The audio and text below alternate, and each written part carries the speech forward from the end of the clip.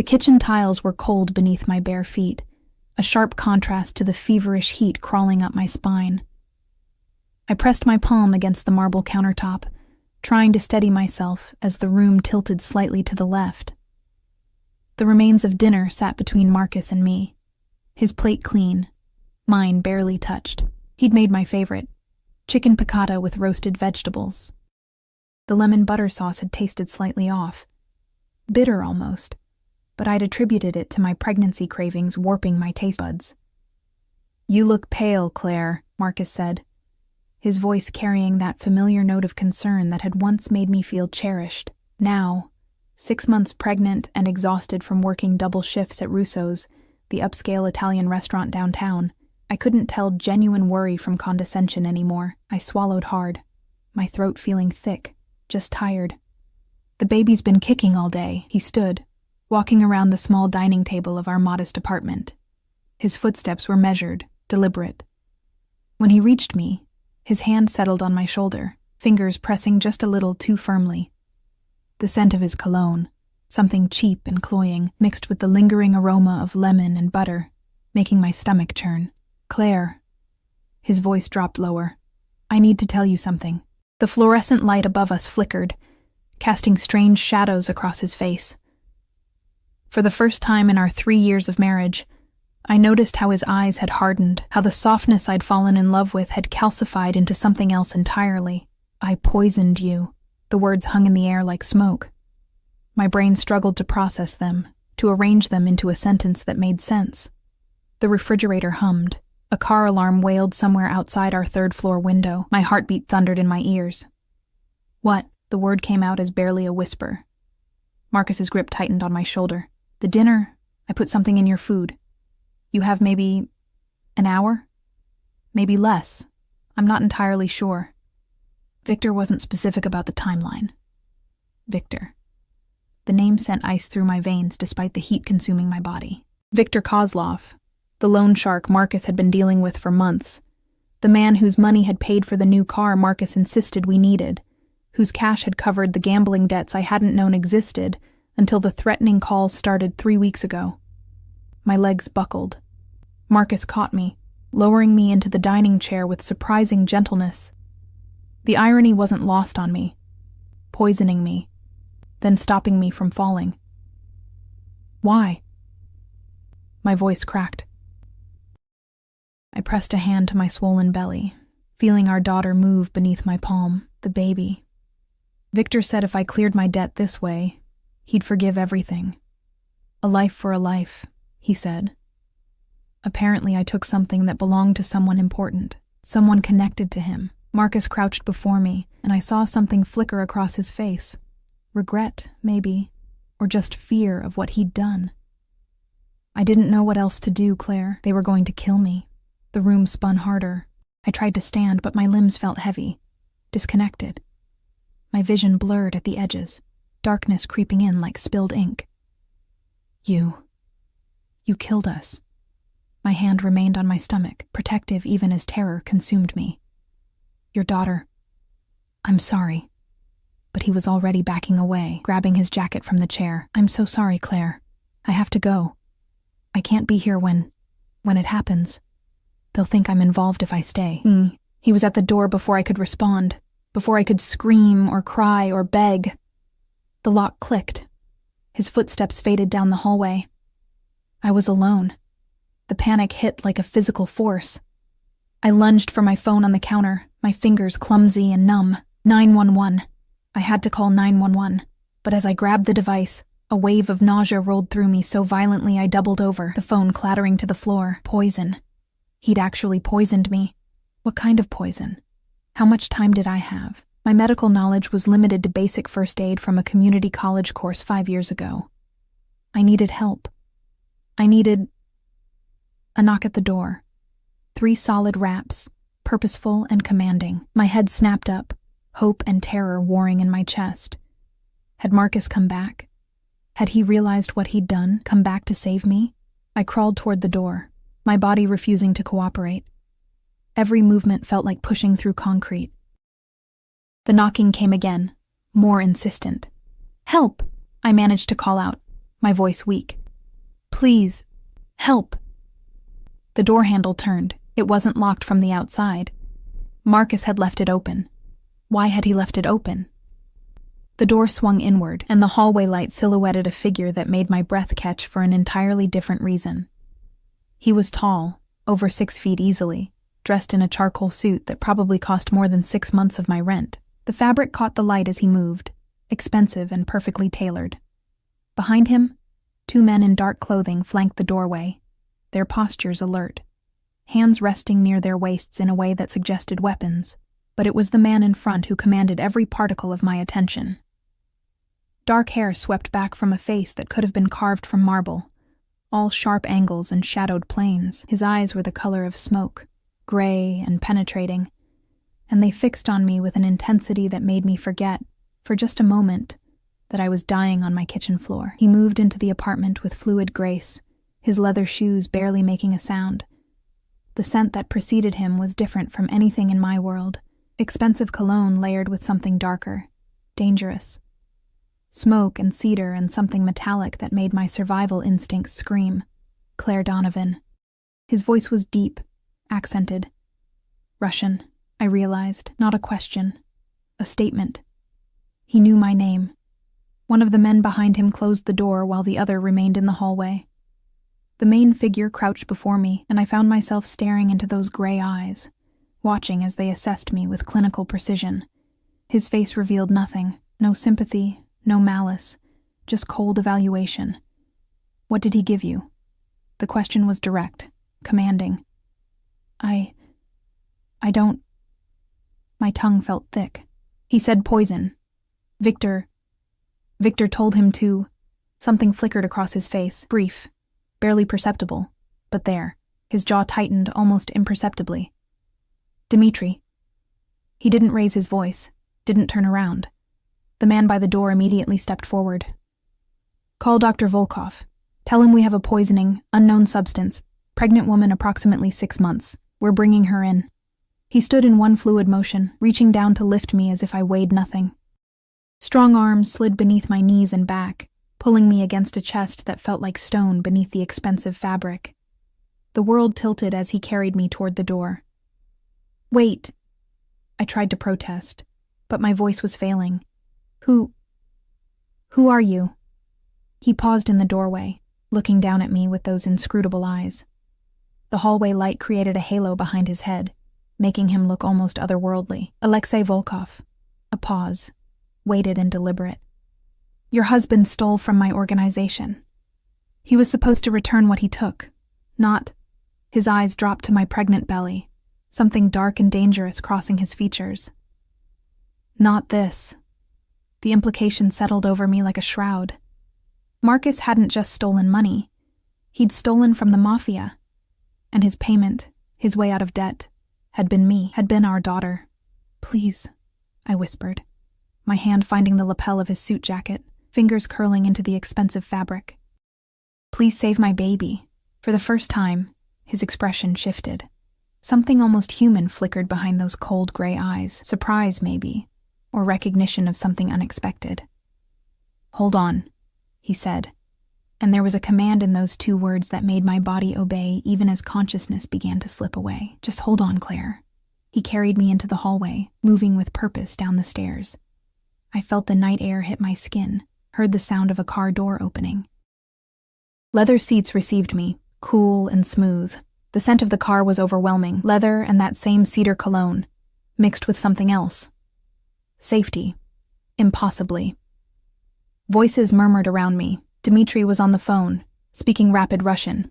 Another man, the driver, I realized, was starting the engine. And Alexei Volkov, this Mafia boss whose name I now knew, was sliding in beside me, one arm supporting my shoulders while his other hand pressed against my wrist, checking my pulse with the efficiency of someone who'd done this before. Stay awake, he commanded, and I felt his hand tap my cheek lightly. Look at me. Keep your eyes open. I tried. God, I tried. But the darkness was so inviting, and my body was so heavy. Claire. His voice sharpened. Your daughter needs you to fight. So fight. My daughter.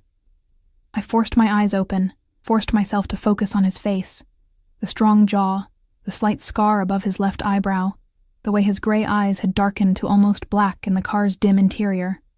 "Why?" I managed to whisper. "Why are you helping?" "Because your husband is a fool who didn't follow instructions," his jaw clenched. "And because no child should pay for their father's sins."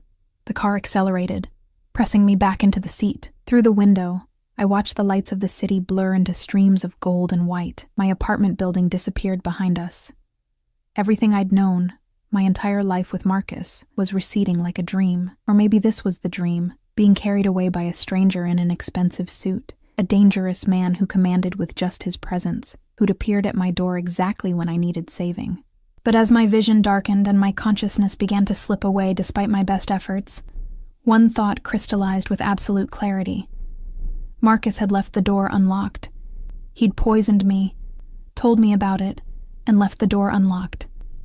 And exactly 30 minutes later, Alexei Volkov had knocked. This wasn't rescue. This was something else entirely. I woke to the smell of antiseptic and the steady beep of monitors. My hand immediately went to my stomach, panic flooding through me before I even opened my eyes. The bump was still there, and beneath my palm, I felt movement, a small kick, then another.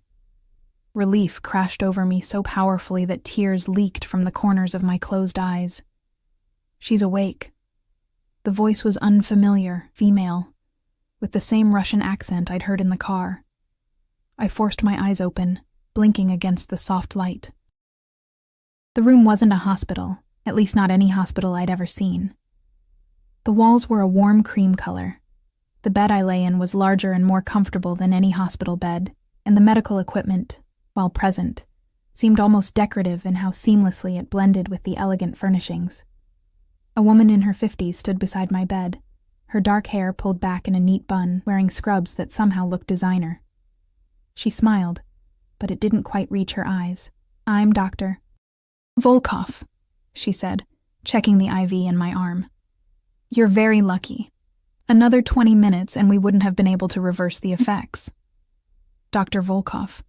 The same last name as... Where am I? My voice was hoarse, my throat raw.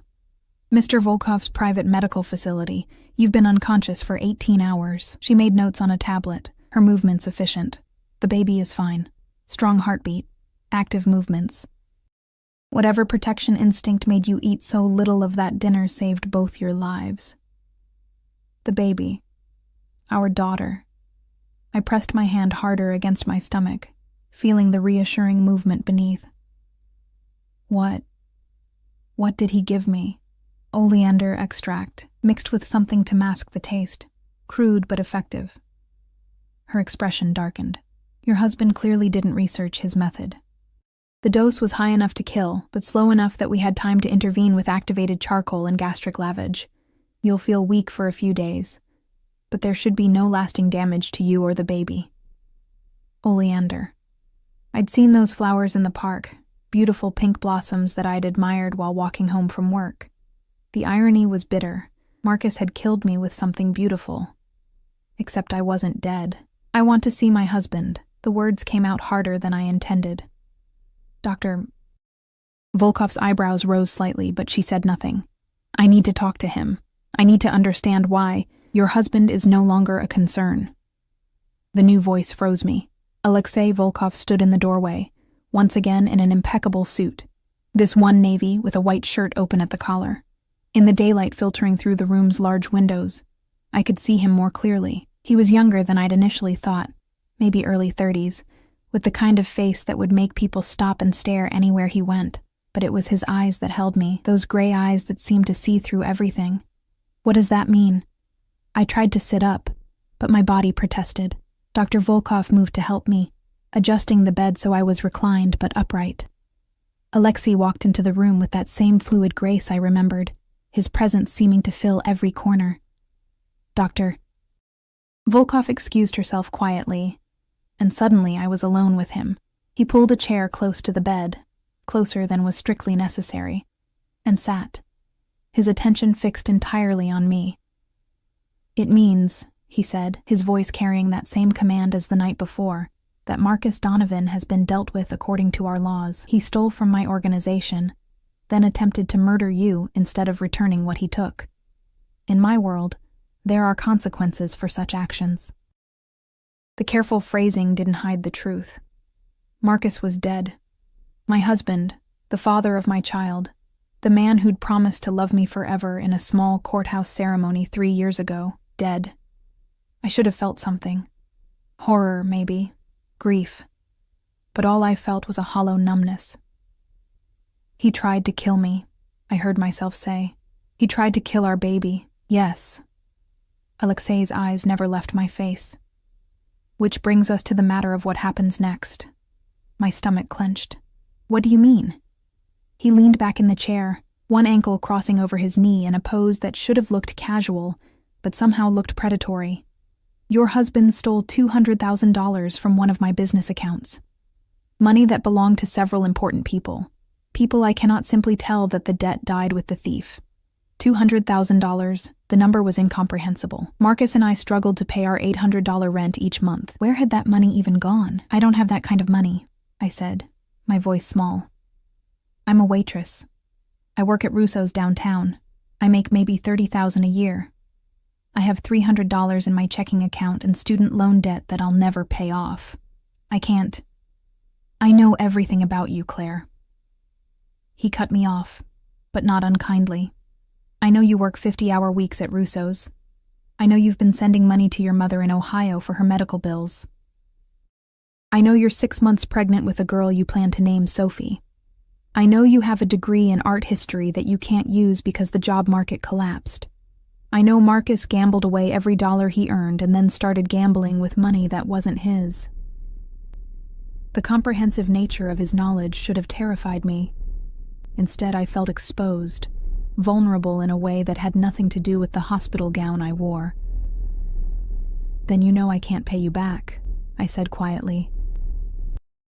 "No," he agreed, "you can't. Which is why I'm offering you an alternative." The word alternative hung in the air between us, heavy with implication. I'd read enough, seen enough movies, to know what men like Alexei Volkov might want as alternative payment. My hand moved protectively to my stomach. "I'm 6 months pregnant," I said, trying to keep my voice steady. "If you think—" "I think," he interrupted, and there was something almost like amusement in his eyes, "that you're jumping to conclusions. I'm not interested in your body, Claire. I'm interested in your daughter." The world stopped. "No." The word came out as a gasp. "No, you can't. Listen before you panic." He leaned forward, elbows on his knees, bringing his face closer to mine. This close, I could see flecks of darker gray in his eyes, could smell that cedar cologne mixed with something sharper. "I'm not taking your child. I'm offering you both protection." "Protection from what?" "You're the threat." "Am I?" His head tilted slightly, and the gesture was so predatory that my breath caught. "Your husband owed money to Viktor Kozlov before he stole from me. Viktor works for people who work for people who eventually work for me, but the chain is long and complicated.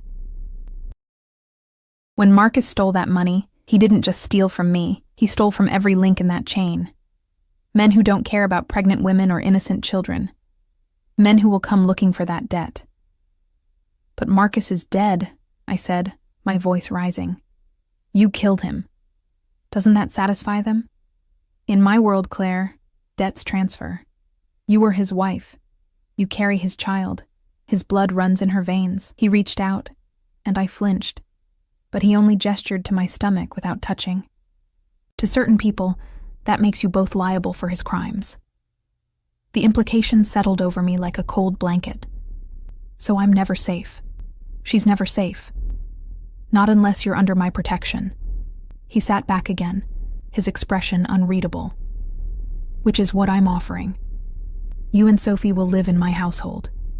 You'll be provided for, protected, kept safe from anyone who might come collecting on Marcus's debt. In exchange, you'll be your prisoner," I finished bitterly. "Be my ward," he corrected.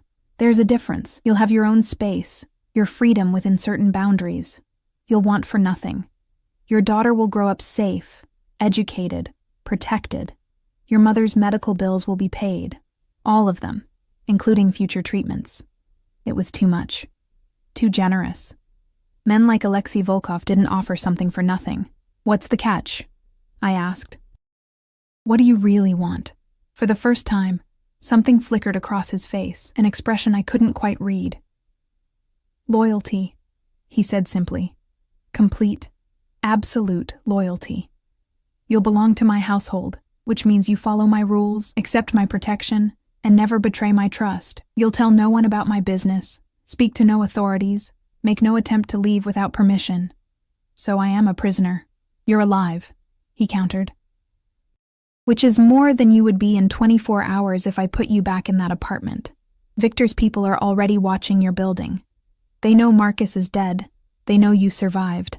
How long do you think you'd last? He was right, and I hated that he was right. I had no money, no protection, no way to defend myself or my unborn daughter against the kind of people who poisoned pregnant women to settle debts. I need to think, I said. But even as I said it, I knew there was nothing to think about. There was only one choice, and he knew it as well as I did. Of course. He stood, smoothing his suit jacket. You have until tomorrow morning. Dr. Volkov says you'll be strong enough to move by then. You can either come with me to safety, or I'll have Dmitri drive you back to your apartment and wish you the best of luck. He walked to the door, then paused, looking back at me over his shoulder. For what it's worth, Claire, I meant what I said last night. No child should pay for their father's sins. That includes Sophie. Then he was gone, leaving me alone with the beeping monitors and the impossible choice that wasn't really a choice at all. I spent the rest of the day in that strange medical room, Dr. Volkov checking on me periodically, bringing me food I could barely taste, and water I forced myself to drink for the baby's sake. Through the window, I could see manicured grounds, gardens that looked like they belonged to an estate, not a medical facility. Where exactly was I? Evening came, painting the sky in shades of orange and purple. A young woman brought me dinner, real dinner, not hospital food. Grilled salmon, roasted vegetables, fresh bread. The kind of meal I'd served at Russo's but could never afford to eat. I picked at it, my mind spinning in circles. Every scenario I imagined ended badly. Going back to my apartment meant death, mine and Sophie's. Staying under Alexei Volkov's protection meant... what? A gilded cage? A life of owing a debt I could never repay? But Sophie would be safe. That's what mattered. Sophie would live. The door opened without a knock. I expected Dr. Volkov, but it was Alexei again, this time in more casual clothing. Dark slacks and a black shirt with the sleeves rolled up to reveal forearms marked with tattoos I couldn't quite make out in the dim lighting. Have you decided? He asked, though his tone suggested he already knew the answer. Do I really have a choice? Everyone has choices, Claire. The question is whether you can live with the consequences.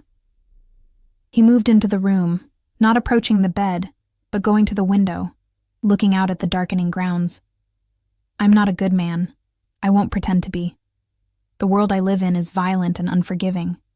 But I protect what's mine. Absolutely. Completely.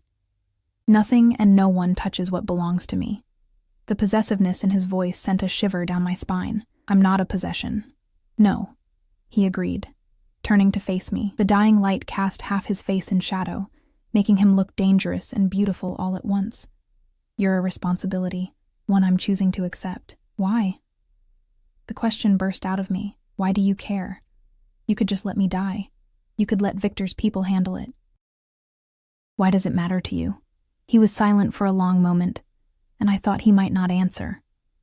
Then, because 7 years ago, someone I cared about was murdered over a debt that wasn't theirs.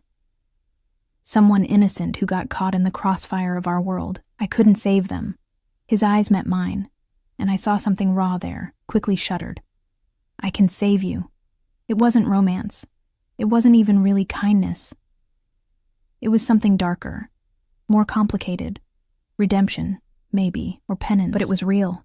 Okay, I whispered. Okay, I'll accept your protection. For Sophie.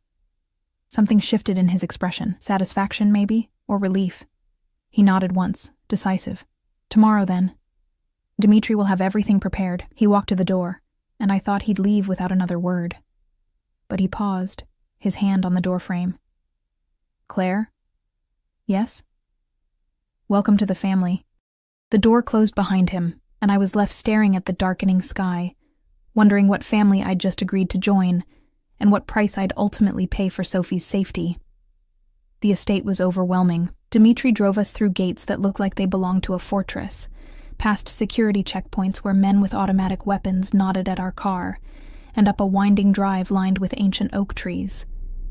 When the house finally came into view, I had to suppress a gasp. It wasn't a house. It was a mansion. 3 stories of pale stone and huge windows, with wings extending on either side, and a fountain in the circular drive that looked like it belonged in a European palace. The November morning sun caught the windows, making the whole structure gleam like something out of a dream, or a nightmare, depending on your perspective. Mr. Volkov is waiting inside, Dmitri said, opening my door with surprising gentleness for a man who looked like he could break someone in half. He'd been professional but distant during the drive, answering my questions with short, efficient responses. Yes, the estate was in Connecticut, about 2 hours from the city. No, I wouldn't be able to contact anyone from my old life without Mr. Volkov's permission. Yes, everything I needed would be provided. I climbed out of the car slowly, my body still weak from the poisoning. Dr. Volkov had cleared me medically, but warned me to take it easy for at least another week. The baby kicked as if in protest of all the changes, and I pressed my hand to my stomach reassuringly. It's okay, Sophie, I whispered. We're going to be okay. I wasn't sure if I was lying. The front door opened before we reached it, revealing a woman in her 40s with steel gray hair pulled back in an elegant twist. She wore a simple black dress that screamed expensive, and her sharp eyes assessed me with the same efficiency I'd seen in Alexei. Mrs. Donovan, she said with a slight accent. Polish, maybe. I'm Katya Novak, the house manager. Welcome. Mr. Volkov is in his office, but asked me to show you to your quarters first. My quarters. As if I were royalty instead of a waitress who'd barely survived being murdered by her own husband 4 days ago. The interior of the mansion was just as impressive as the exterior. Marble floors, high ceilings with ornate molding, artwork that looked like it belonged in museums. Katya led me through hallways that seemed to go on forever, past rooms I caught only glimpses of.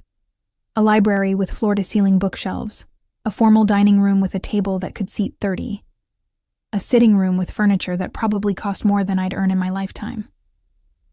We climbed a sweeping staircase to the 2nd floor, then down another hallway to a set of double doors. Katya opened them, gesturing me inside. You're sweet, she said simply. Sweet was an understatement. The space was larger than my entire apartment had been. A sitting area with plush sofas and a fireplace, a bedroom with a 4-poster bed that looked like it belonged in a castle, a bathroom done in white marble and gold fixtures that made me afraid to touch anything. Through another door, I glimpsed a walk-in closet, already filled with clothes. The clothes are in your size, Katya said, following my gaze. Mr. Volkov had them delivered yesterday. If anything doesn't fit or isn't to your taste, let me know and I'll have them replaced. There are maternity clothes as well, of course. Of course. Because Alexei Volkov thought of everything. The nursery is through that door. Katya pointed to another door I hadn't noticed. Mr. Volkov had it prepared when he learned you were keeping the baby. If you'd like any changes made, you need only ask. I walked to the door on numb legs and pushed it open. The nursery was perfect. Soft yellow walls, a white crib with delicate bedding, a rocking chair positioned near the window overlooking the gardens, shelves already stocked with books and stuffed animals, a changing table, a dresser, everything a baby could need. It was everything I'd dreamed of being able to provide for Sophie, everything I'd known I'd never be able to afford on my waitress salary. And it was a cage. Mr. Volkov will see you in his office at 2 o'clock, Katya continued, her voice pulling me back from the nursery. Until then, you're free to rest. Explore the suite or walk the grounds if you feel up to it. Lunch will be brought to your room at noon, unless you prefer to eat in the dining room. Here is fine. I managed to say. Katya nodded and left, closing the doors quietly behind her. I stood in the middle of the sitting room, surrounded by luxury I'd never imagined, feeling more alone than I'd felt lying on my kitchen floor waiting to die. I spent the next few hours exploring the suite, testing the reality of my new prison. The clothes in the closet were indeed my size. Not just my current size, but maternity clothes sized for the next 3 months of my pregnancy. Elegant dresses, comfortable pants, soft sweaters, everything high quality, everything expensive. The bathroom had toiletries I recognized from department stores I'd window shopped but never entered. The nursery had a sound system with gentle lullabies programmed in. Alexei Volkov had thought of everything, which somehow made it worse. Lunch arrived at noon exactly, brought by a young woman who introduced herself as Maria, one of the kitchen staff. The food was restaurant quality, a delicate soup, a salad with grilled chicken, fresh bread, and fruit that actually tasted like fruit instead of the flavorless produce from my grocery store. At 1:45, I changed into one of the maternity dresses, a deep blue that Katya had laid out on the bed while I'd been exploring. It fit perfectly, falling to just below my knees, and somehow making me look elegant despite my swollen belly and exhausted face. Dmitri knocked at exactly 2 o'clock to escort me downstairs. Alexei's office was in the east wing, through a set of heavy wooden doors that Dmitri opened without knocking. The room beyond was masculine and intimidating. Dark wood paneling, built-in bookshelves, a massive desk that looked like it had been carved from a single piece of mahogany. Windows overlooked the eastern grounds, where I could see men patrolling at regular intervals. Alexei stood at the window, his back to me, dressed in another impeccable suit, this one charcoal gray. He didn't turn when I entered, and Dmitri closed the doors, leaving us alone. "How are you feeling?" he asked, still looking out the window. "Like I'm living in a dream that might be a nightmare," I answered honestly. That made him turn. A slight smile played at his lips, but his eyes remained serious. "At least you're honest. Sit." It wasn't a request. I sat in one of the leather chairs facing his desk. He moved to his own chair, settling into it with that same predatory grace I was coming to associate with him. "We need to establish some ground rules," he said, his hands folding on the desk in front of him. "First, you don't leave the estate without my permission and without security. The men watching the perimeter aren't just for show. They're keeping threats out and you in." I nodded, having expected this. "Second, you speak to no one from your old life. That includes your mother, friends, former co-workers. As far as the world is concerned, Claire Donovan died with her husband. You're under my protection now, which means you're part of my household, subject to my rules." "You want me to just disappear?" My voice rose despite my efforts to stay calm. "My mother will worry. She'll call the police.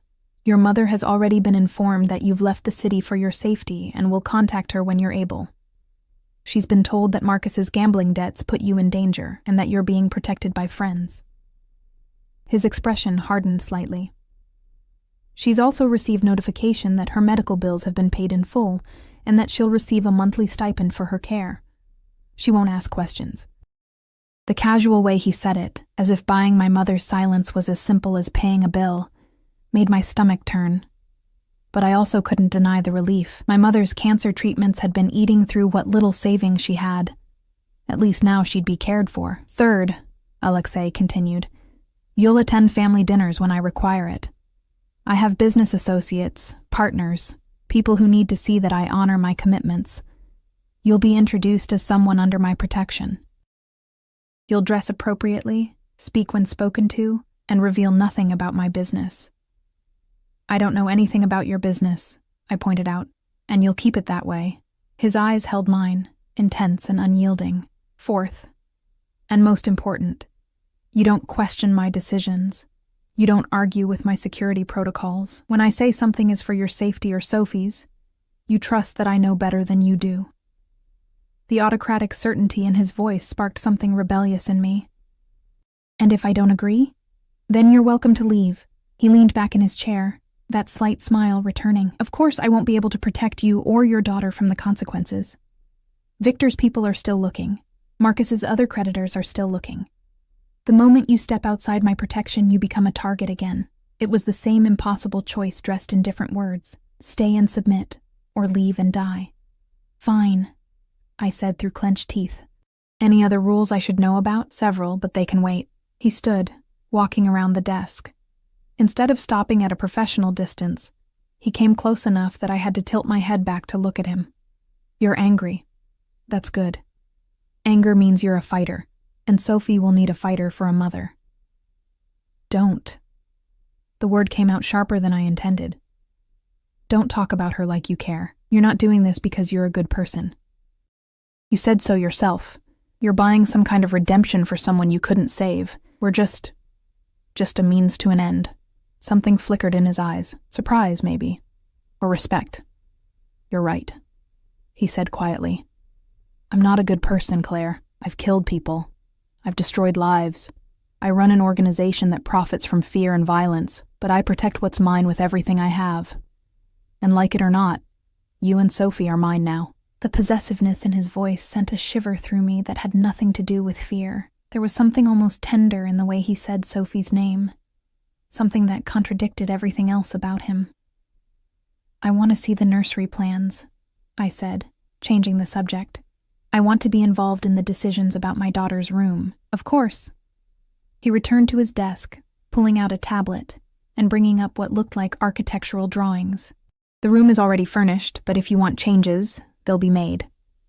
I stood and walked around the desk to look at the screen, very aware of how close I had to stand to him to see properly. He smelled like cedar and something darker.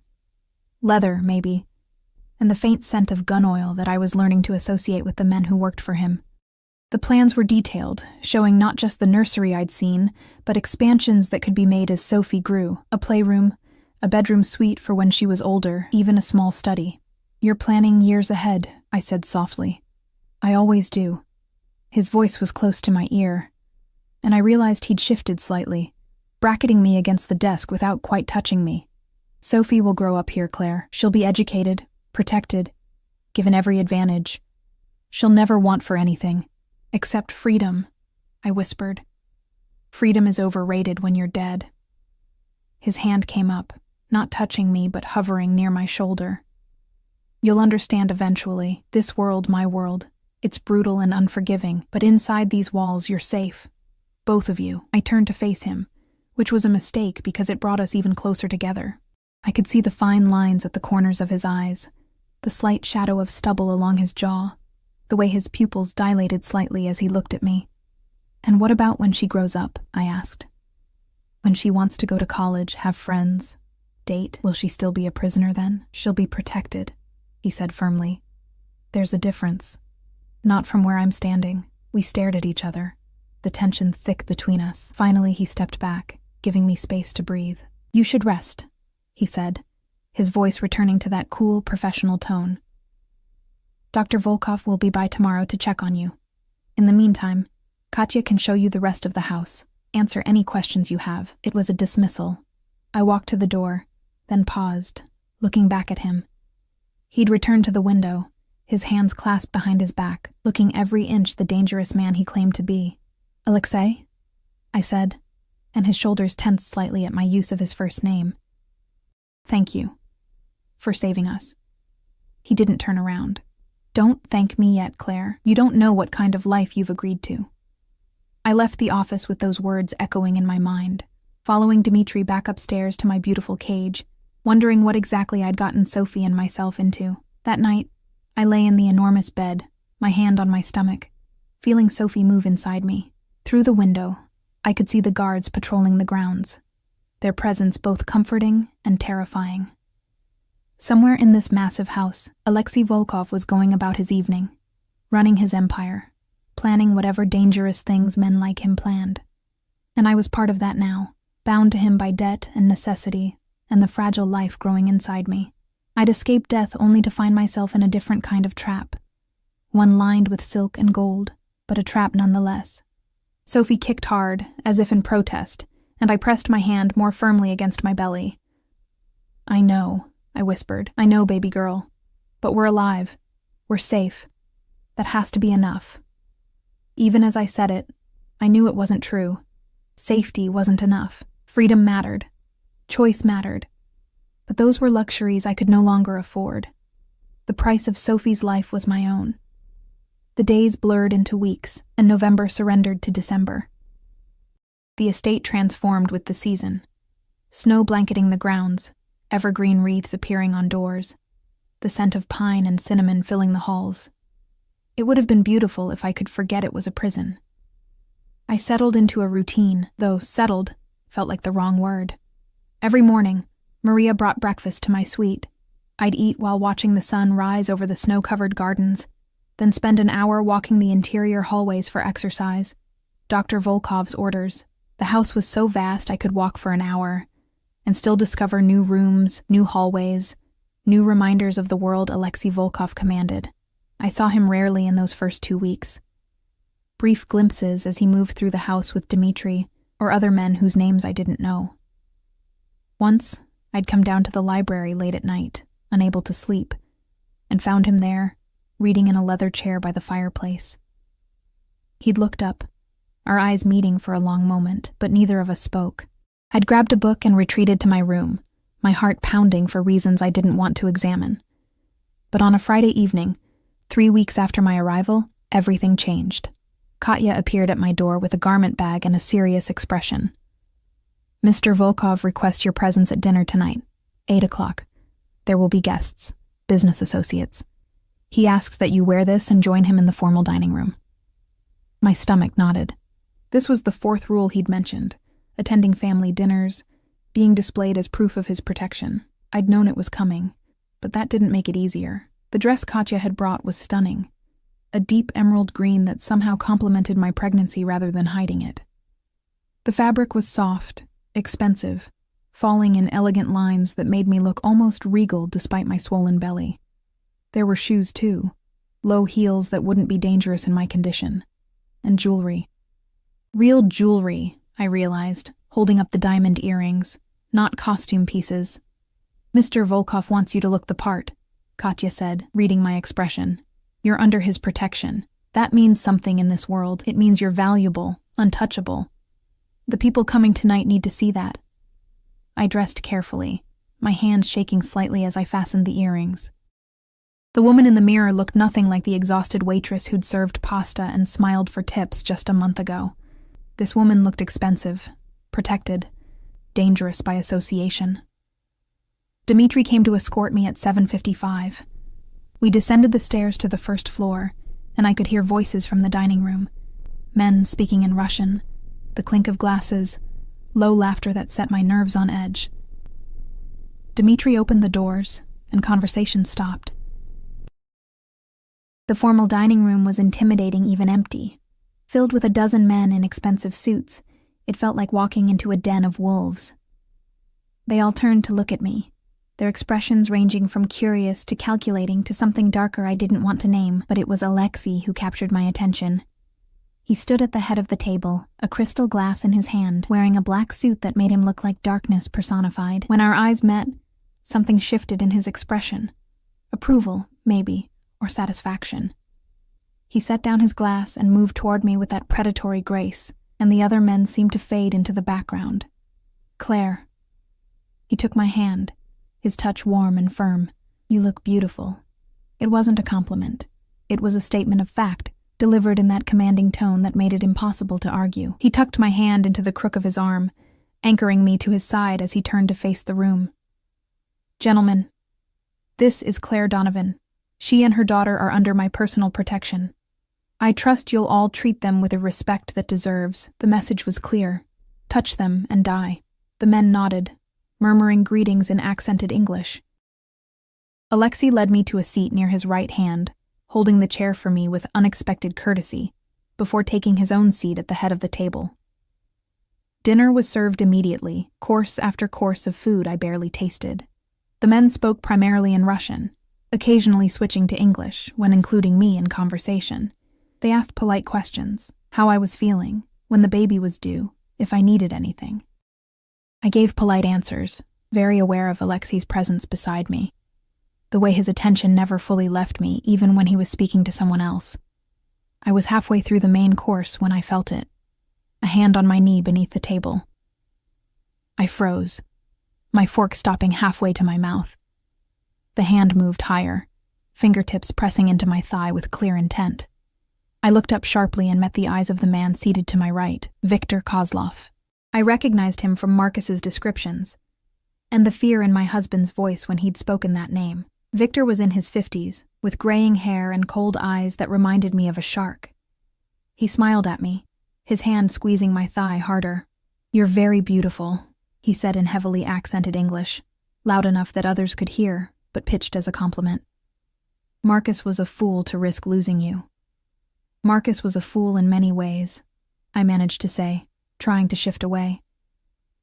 His hand followed, grip tightening. I looked at Alexei, and what I saw in his face made my breath catch. His expression hadn't changed.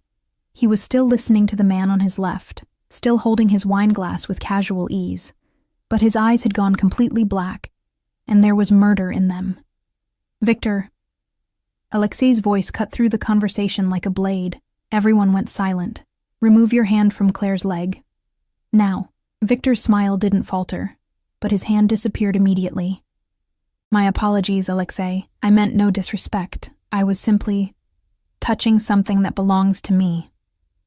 Alexei set down his wine glass with controlled precision, which suggests you've forgotten the rules of this house. The temperature in the room seemed to drop. The other men exchanged glances, some looking uncomfortable, others almost eager, as if sensing blood in the water. "It was an innocent gesture," Viktor said, but there was an edge to his voice now. "The girl is very beautiful. Surely you can't blame a man for noticing." "I can blame a man for acting on it." Alexei stood, and somehow the movement was more threatening than if he'd shouted. "Dmitri, escort Mr. Kozlov to the south parlor. We have matters to discuss." Dmitri appeared from his position near the wall, and 2 other guards materialized from the shadows. Viktor's face had gone pale, but he stood with as much dignity as he could muster. "This is unnecessary, Alexei. I apologize if I overstepped." "You did." Alexei's voice was ice. "And now you'll pay for it. Gentlemen, please continue your dinner. I'll return shortly." He left with Viktor and the guards, leaving me sitting at the table with 10 men who now stared at me with a mixture of wariness and newfound respect. The man across from me, younger with kind eyes, offered a slight smile. "You should eat," he said gently in English. "Mr. Volkov wouldn't want you to miss your meal because of Viktor's stupidity." But I couldn't eat.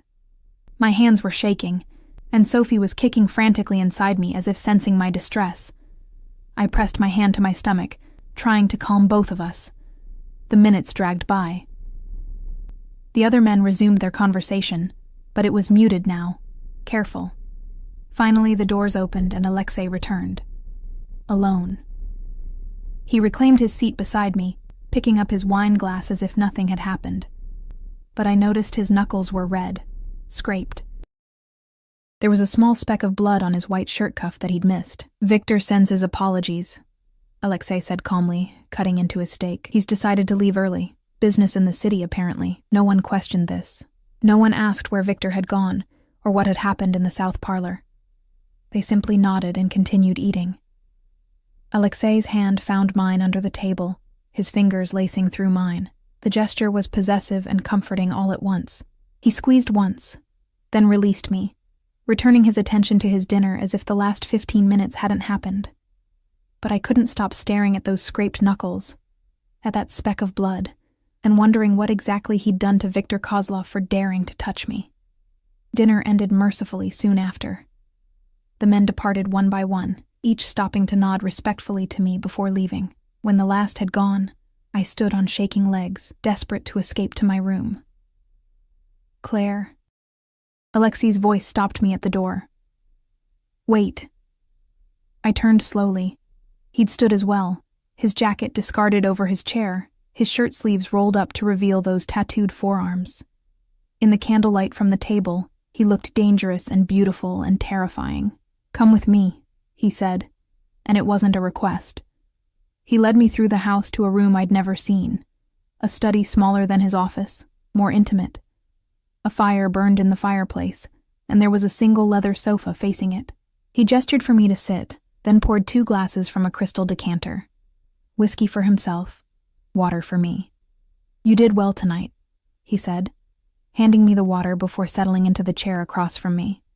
Better than I expected for your first dinner. What did you do to him? The question burst out before I could stop it. Victor, what did you do? Alexei took a long sip of his whiskey, his gray eyes reflecting the firelight. I reminded him of the consequences of touching what's mine. I'm not. Yes, you are. He leaned forward, elbows on his knees. You accepted my protection, Claire. That makes you mine. My responsibility, my ward, mine to protect. And in my world, people need to understand what that means. Victor needed to be reminded. Did you kill him? I whispered. No. A slight smile played at his lips. Though I considered it, Victor is useful in certain capacities, and his death would create complications I don't need right now, but he won't forget tonight. None of them will. The casual way he discussed violence, as if it were just another business decision, should have horrified me. Instead, I felt something else, a dark satisfaction that Victor had been punished for touching me, for making me feel powerless. What was happening to me? You're safe here, Alexei said, as if reading my thoughts. With me, you're safe. That's what tonight was about, showing everyone that you're under my protection, that touching you means answering to me by hurting him, I said. By teaching him. Alexei drained his whiskey and set the glass aside. This is my world, Claire. It operates on different rules than the one you came from. Respect is earned through strength. Protection is maintained through fear. If I'd let Victor's insults slide, every man at that table would have seen weakness, would have thought they could take liberties with you. So you hurt him to protect me, I said slowly, trying to understand this twisted logic. I hurt him because he touched what's mine, Alexei corrected. The protection is just a consequence. We stared at each other across the firelight, and I saw something in his eyes that made my breath catch. Possession, yes, but also something deeper. Something almost like need. Why does it matter so much? I asked softly. I'm nobody. Just a waitress you saved because of some debt my dead husband owed. Why do you care if someone touches me? He was quiet for so long I thought he wouldn't answer. Then, 7 years ago, the woman I loved was killed in a crossfire between rival organizations. She was innocent, just someone who happened to be in the wrong place at the wrong time. I couldn't protect her because I was careless, because I underestimated threats, because I wasn't strong enough. His jaw tightened, and I saw genuine pain flicker across his face. I swore I'd never let that happen again. Never let someone under my protection be harmed because of my weakness. So I'm a replacement, I said, the words tasting bitter. A second chance to save someone you couldn't save before. No. He stood, moving to the fireplace, his back to me. You're not a replacement, Claire. You're different. She was part of my world, knew the risks. You're innocent in all this. You and Sophie. You're something clean in a dirty world. Something worth protecting. The way he said Sophie's name, with that same gentleness I'd noticed before, made something twist in my chest. This dangerous man, this killer who'd just beaten someone for touching me, spoke about my unborn daughter with tenderness. I should go, I said, standing. It's late, and I'm tired. Of course.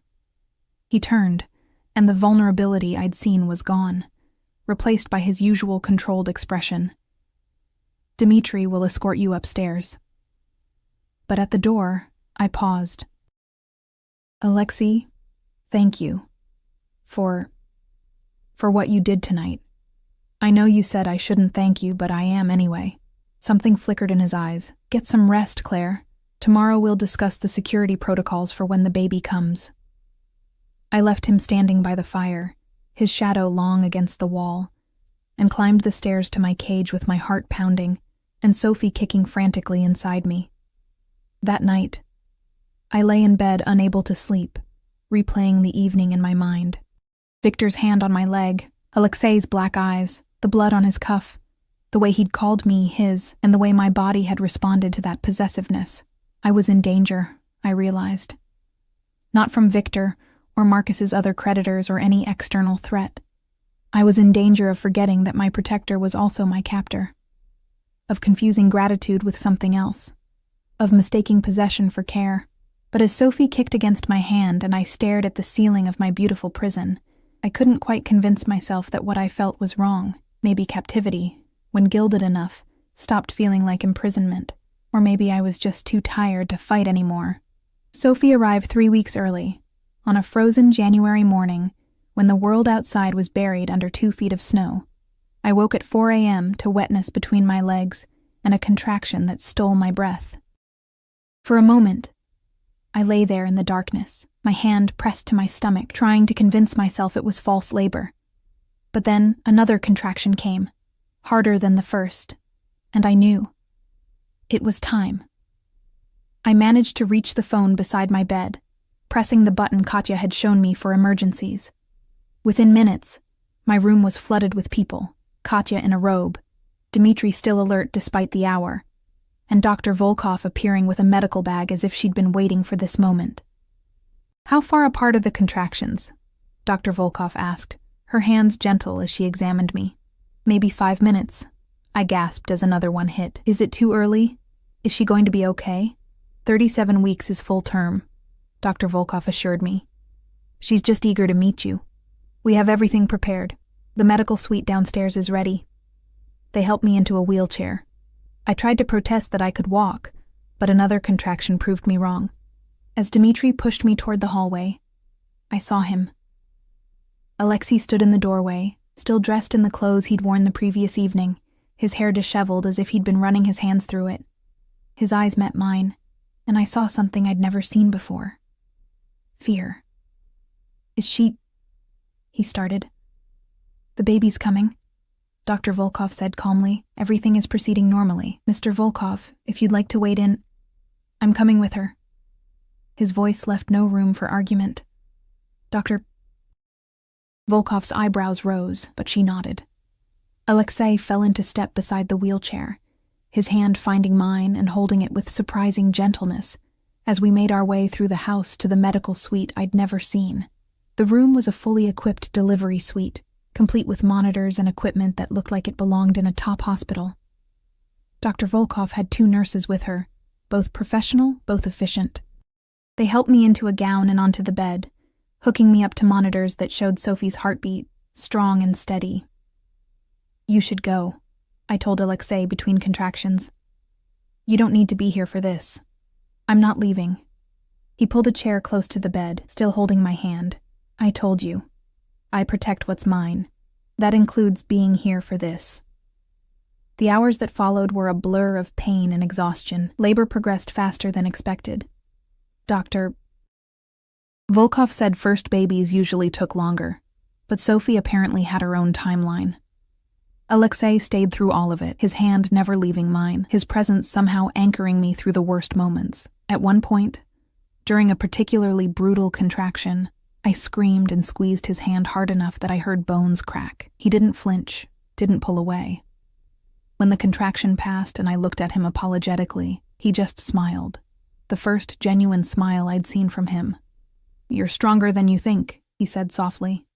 At 10:47 a.m., Sophie Rose Donovan entered the world screaming her displeasure at the cold and the light and everything else.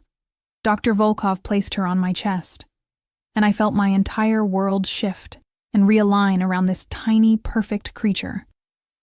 She had dark hair plastered to her head, Marcus's nose, and when she finally opened her eyes, they were gray, the same shade as Alexei's. No, that was impossible. Just a trick of the light, the newborn blue that would change in the coming weeks. I was exhausted, seeing things that weren't there, but when I looked up at Alexei, standing beside the bed, staring down at Sophie with an expression of wonder, I saw him notice it too. Something flickered across his face. Surprise, confusion, then something darker I couldn't read. "She's perfect," he said quietly, and there was something in his voice that made my breath catch. His finger reached out, and Sophie's tiny hand wrapped around it instinctively. "Hello, little one. Welcome home." The possessiveness in those 2 words should have frightened me. Instead, with Sophie warm and alive in my arms, and Alexei standing guard beside us, I felt safe for the first time in months. Dr. Volkov and her team cleaned Sophie, weighed her, 6 pounds, 8 ounces, measured her, 19 inches, and proclaimed her perfectly healthy despite being 3 weeks early. Then they handed her back to me, swaddled in a soft pink blanket, and left us alone. Alexei hadn't moved from his position beside the bed. He watched Sophie with an intensity that was almost unnerving. His usual controlled expression cracked open to reveal something raw underneath. "Thank you," I said softly, "for being here. You didn't have to." "Yes, I did." His eyes lifted to mine. "She's part of my household now. That makes her my responsibility." But the way he looked at her suggested it was more than responsibility. There was something almost tender in his expression, something that made me remember what he'd said about the woman he'd loved, about never letting anyone under his protection be harmed again. The weeks that followed Sophie's birth were the strangest of my life. I existed in a bubble of new motherhood. My world narrowed to feeding schedules and diaper changes and the exhausting, beautiful chaos of caring for a newborn.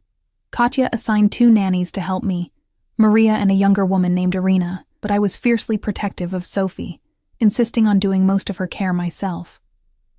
Alexei surprised me by being a constant presence.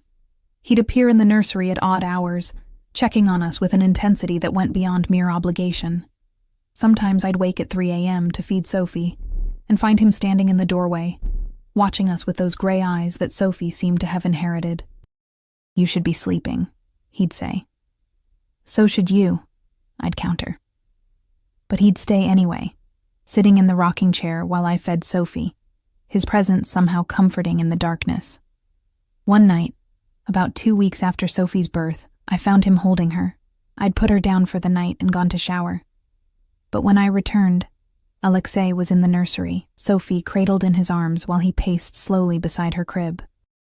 He was murmuring to her in Russian, his voice soft and gentle, and Sophie was staring up at him with those gray eyes, completely content. "She was fussy," he said when he noticed me, but he didn't immediately hand her over. I heard her crying. "You don't have to," I started, but he shook his head. "I want to." He looked down at Sophie, and the expression on his face made something in my chest tighten. "She deserves to know she's protected, that she's safe." I moved closer, and we stood there together in the dim light of the nursery, both of us looking down at this tiny life we were somehow responsible for.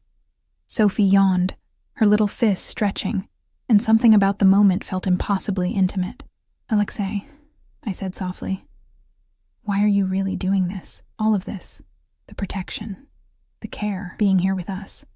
It's more than just clearing a debt or making up for someone you couldn't save. What do you want from us?" He was quiet for a long moment, his eyes still on Sophie. Then, "I want to give her the childhood I never had. Safety, security, the knowledge that she's valued and protected." His jaw tightened. "I grew up in violence, Claire. My father was killed when I was 7. My mother died 2 years later. I learned to survive by becoming harder, colder, more dangerous than anyone else. I built an empire on fear and blood." He finally looked at me, and I saw the vulnerability there, carefully controlled but present. "But with Sophie, I can be different. I can protect instead of destroy. I can build instead of tear down. She doesn't need to know what I am, what I do. She just needs to know she's safe. And me?" I whispered. "Where do I fit in this?" His free hand came up, cupping my face with surprising gentleness. "You're her mother. You're the one who'll teach her kindness and strength and all the things I can't. You're the light in the darkness I've created." His thumb brushed across my cheekbone. "You're essential." The touch sent electricity through me.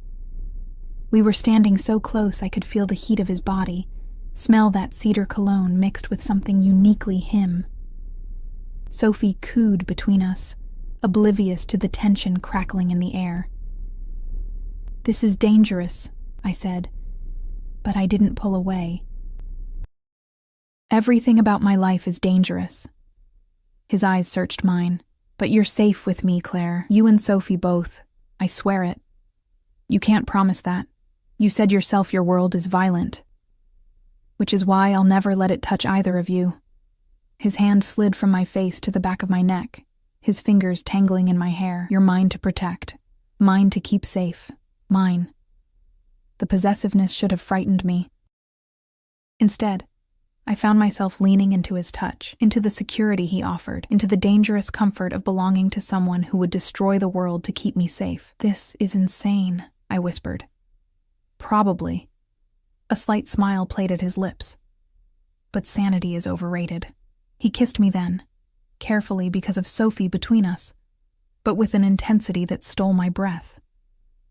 It was nothing like kissing Marcus had been, nothing safe or comfortable or expected.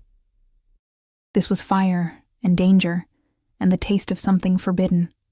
When we broke apart, Sophie was watching us with those two wise gray eyes, and I couldn't help but laugh softly. "I think she approves," Alexei murmured, and the tenderness in his voice as he looked at my daughter made something in my heart crack open. This was wrong. I knew it was wrong. He was a criminal, a killer, the man who'd bought my freedom with violence and fear. But he was also the man who'd saved my life, who held my daughter with reverence, who looked at me like I was something precious instead of just a debt to be paid. "What happens now?" I asked. "Now," he said, carefully placing Sophie back in her crib. "We raise her together. We give her everything she deserves. And we see where this goes.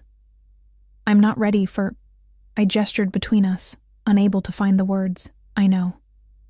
He pulled me close, his arms wrapping around me with surprising gentleness. "We have time, Claire. All the time in the world. I'm not going anywhere, and neither are you." It should have sounded like a threat. Instead, it sounded like a promise. The months that followed were a strange dance of domesticity and danger. Alexei taught me about his world, not the violent parts, but enough that I understood the stakes, the threats we faced. He showed me the security measures in place, introduced me to the men who guarded us, made sure I knew how to protect Sophie if anything ever went wrong, but mostly, we were just a family.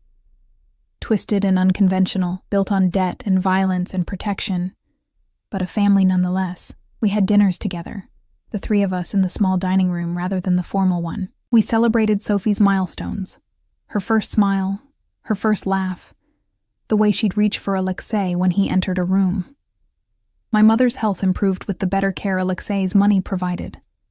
I was allowed carefully monitored phone calls with her, brief conversations where I lied about my new life and pretended everything was normal. She knew I was lying, but she also knew I was safe, and maybe that was enough. Viktor Kozlov disappeared entirely. Rumor had it he'd been reassigned to operations in Eastern Europe, far from Alexei's territory. None of the other men who'd attended that dinner ever touched me or looked at me with anything but respect. And slowly, carefully, I fell in love with my captor. It happened in small moments, the way he'd hold Sophie at 3 a.m.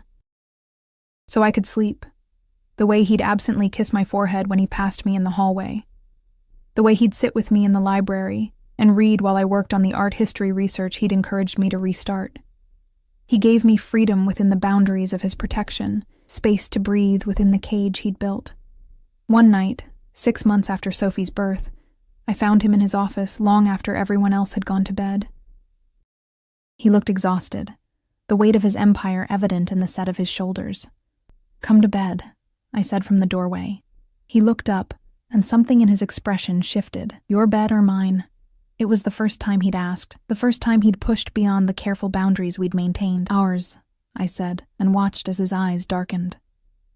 He stood, crossing to me in 3 long strides, his hands cupping my face as he kissed me with months of restrained hunger. "Are you sure?" he asked against my lips. "No," I admitted, "but I'm doing it anyway." He laughed, the sound rough and genuine, and swept me into his arms, carrying me through the house to the master suite I'd never entered.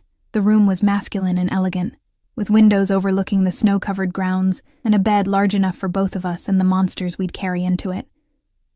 We made love slowly, carefully, learning each other's bodies with the reverence of something sacred. And afterward, lying in his arms with Sophie sleeping peacefully in her nursery next door, I finally understood what had happened to me. I'd been saved by a monster and learned to love the man beneath the violence. I'd been captured and chose to stay. I'd lost my freedom and gained something more valuable: safety, security, and the terrifying, beautiful knowledge that I was cherished. "I love you," I whispered into the darkness. His arms tightened around me. "I know." I've loved you since the moment I carried you out of that apartment, fighting to stay alive for your daughter.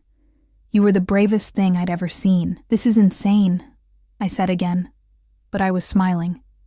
Sanity is overrated, he repeated, and I felt him smile against my hair. Besides, you're mine now, completely, and I take care of what's mine. The possessiveness still made me shiver, but now it was anticipation rather than fear. Morning came with Sophie's cries demanding attention. Alexei and I dressed and went to her together, lifting her from her crib and bringing her back to our bed.